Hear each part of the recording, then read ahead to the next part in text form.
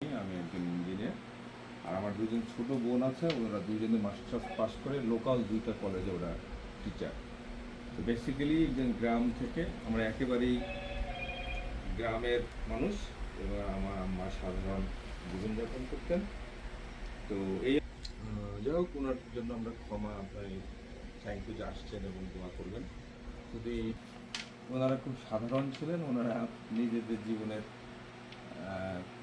সব কিছু ত্যাগ করে ওরা আমাদেরকে বড় করছিলেন, এটুকু বলবো। এবং যদি বাবা মায়ের যদি কোনো সন্তানের জন্য সর্বোচ্চ যদি কিছু করে থাকেন, এবং সেটা আমার বাবা এবং মা, আমাদের ত্যাগের এবং আমাদের জন্য চেষ্টার কখনো কোনো ত্রুটি ছিল না।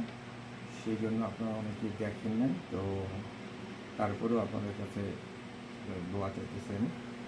আর হুজুরের কাছে বলবো যে যে কোনোভাবেই আমরা জানি যে তার ছেলে মেয়েদের দোয়া খারে, তারপরেও আল্লাহ রাব্বুল আলামিনের কাছে যদি আপনাদের দোয়ার কোনোভাবে কোনো কিছু হয়, সেই জন্য অনুরোধ।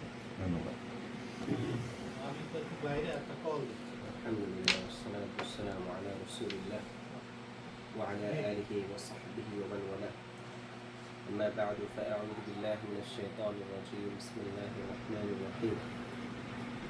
كل نفس ذائقة الموت وإنما توفون أجوركم يوم القيامة فمن زحزح عن النار وأدخل الجنة فقد فاز وما الحياة الدنيا إلا متاع الغرور.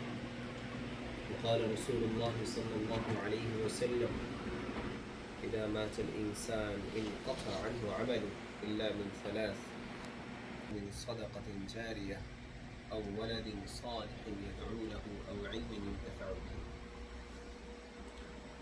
দুনিয়ার জমিনে মানুষের কাছে সবচেয়ে প্রিয় এবং কাছের আশ্রয়স্থল হলো মা। বাবা একটু শাসন করে, এজন্য আমরা বাবা থেকে একটু দূরে থাকি।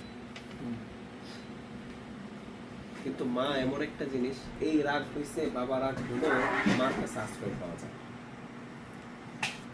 এক সাহাবী আল্লাহ রাসূলের কাছে এসে বলছে, ইয়া রাসূলুল্লাহ, যে আমার কাছে দুনিয়াতে সবচেয়ে বেশি হকদার কে? বলছে উম্মুক, তোমার মা। আবার জিজ্ঞেস করছে, সবচেয়ে বেশি হকদার কে? বলছে উম্মুক, তোমার মা। আবার বলেছে, দুনিয়ার জমিনে সবচেয়ে বেশি হকদার কে? বলছে উম্মুক, তোমার মা। চতুর্থবার যখন বলেছে, কেছে আবুক, তোমার বাবা। অন্য হাদিসে আছে যে মার মর্যাদা কেমন? বলছে আল জান্নাতু তাহতা